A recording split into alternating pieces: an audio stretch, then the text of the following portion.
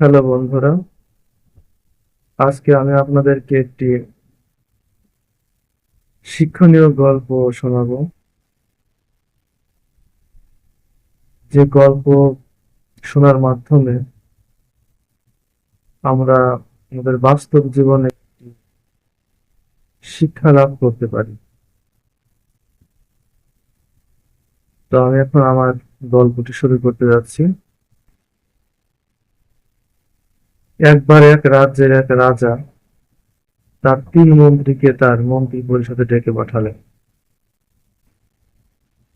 তখন তিনজন মন্ত্রী রাজার মন্ত্রী পরিষদে এসে হাজির হলেন।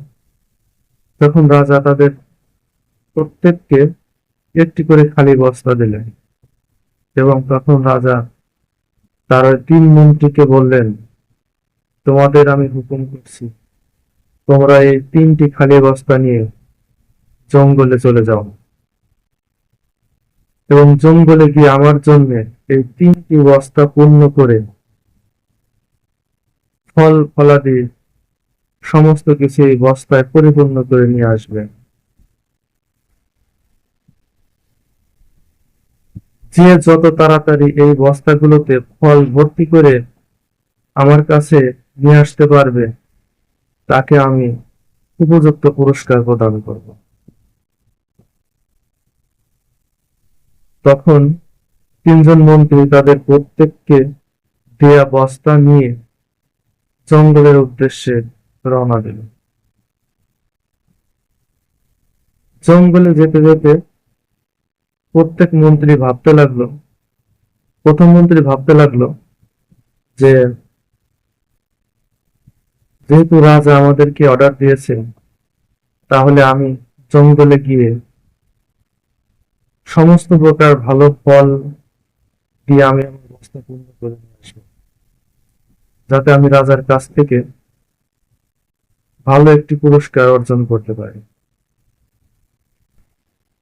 এবং দ্বিতীয় মন্ত্রী মনে মনে চিন্তা করতে লাগলো,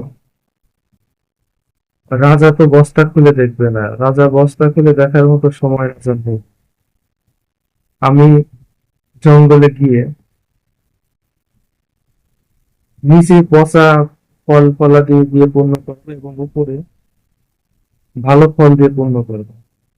এতে আমার সময়ও কম লাগবে, এবং আমি তাড়াতাড়ি রাজার দরবারে উপস্থিত হতে পারবো এবং পুরস্কার নিতে পারবো। এরপর তৃতীয় মন্ত্রী, উনি যেতে যেতে চিন্তা করলেন যে আমি জঙ্গলে গিয়ে পচা আবর্জনা, পাতা, কাঠ এসব দিয়ে আমার বস্তা পরিপূর্ণ করে নিয়ে আসবো। রাজার তো বস্তা খুলে দেখার মতো সময়ই হবে না যে বস্তার ভিতরে কি আছে, এবং আমি সবার চেয়ে আগে রাজদরবার চলে আসবো এবং আমি রাজার হাত থেকে পুরস্কার ছিনিয়ে নেব। যে কথা সেই কাজ, প্রত্যেক মন্ত্রী জঙ্গলে চলে গেল, এবং প্রথম মন্ত্রী জঙ্গলে সমস্ত ভালো ভালো ফল দিয়ে তার বস্তা পূর্ণ করে নিয়ে আসলো। দ্বিতীয় মন্ত্রী বস্তার নিচের দিকে পচা ফলাদি দিয়ে তার বস্তা পূর্ণ করে নিয়ে আসলো, এবং উপরে দিল ভালো ফল। এবং তৃতীয় মন্ত্রী যথারীতি সে যেরকম চিন্তা করেছিল যে আমি জঙ্গলে সমস্ত পচা ফল দিয়ে এবং পাতা দিয়ে, আবর্জনা দিয়ে, কাঠ দিয়ে আমার বস্তা পরিপূর্ণ করে নিয়ে আসবো, এবং সে তাই করলো। এবং তিনজন মন্ত্রী বস্তা পরিপূর্ণ করে রাজার দরবারে এসে উপস্থিত হলো।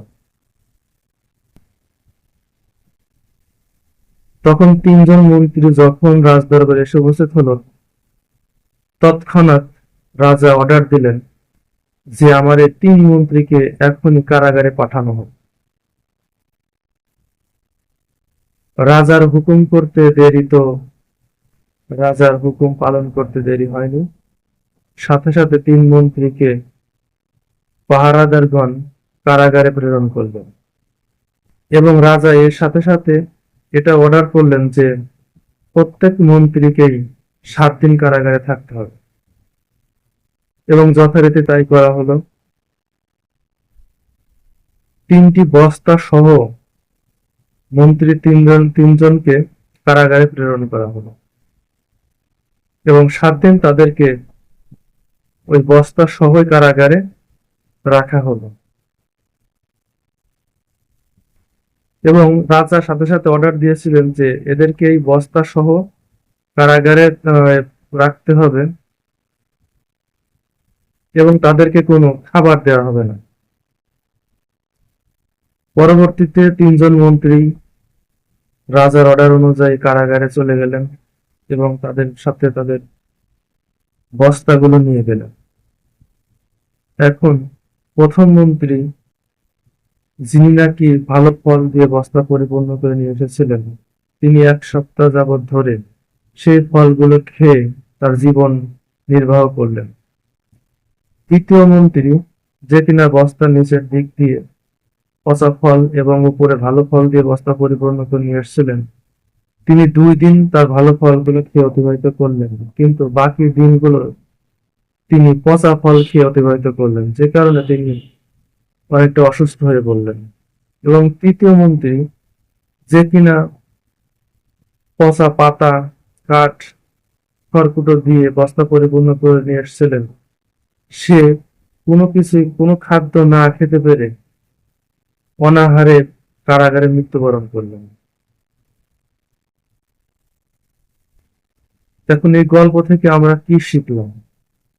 এই গল্প থেকে আমাদের শিক্ষণীয় বিষয় কি?